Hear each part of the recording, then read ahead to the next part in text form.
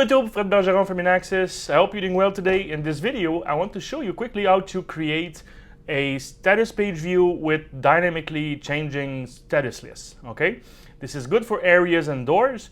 If you have a very huge site with maybe 100 doors, maybe 50 different alarm partitions, maybe you want to create status pages that will only show the critical ones or the ones that you need to look at or to react on some different level.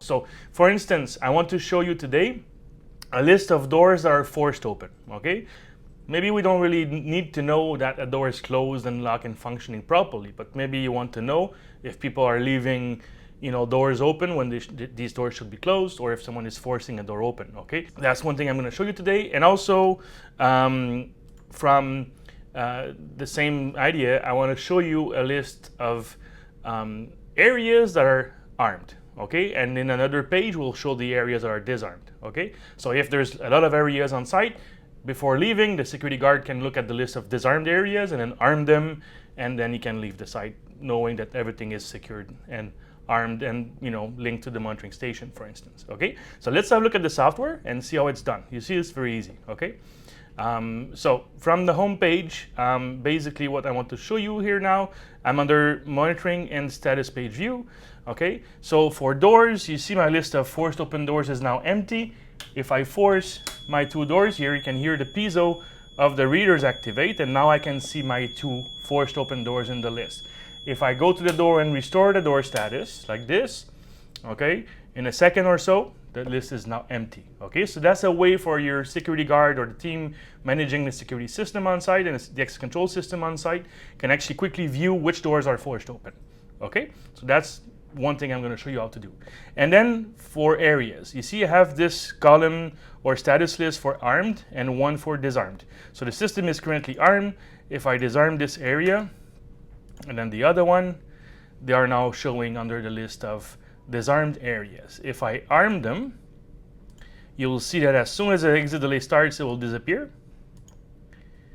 And same thing with for the other one. So that's the exit delay triggering. Okay, when the exit delay is done, then they will show under the armed area list. Okay, so this is the end result. Let me show you how to program this. It's very simple.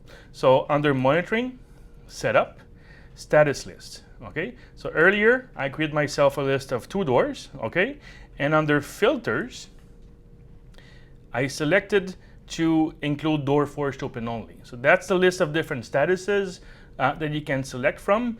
Personally, I decided to use forced open because that's the most critical door status and we typically need to react quickly. Okay, so that's for doors. For areas, I created one list with the two areas, and under filters, I selected armed areas only, and for the disarmed one, the same list of doors, of areas, sorry about that.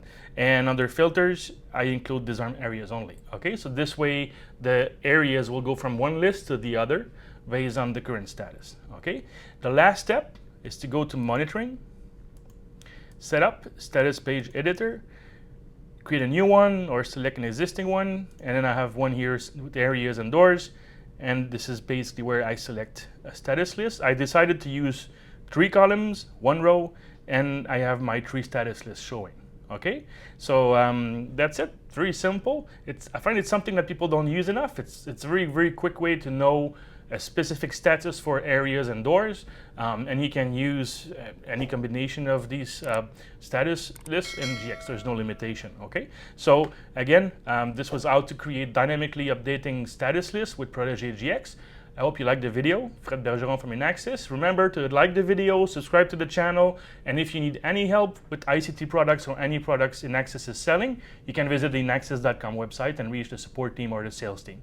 All right, thanks for watching. Have a great day.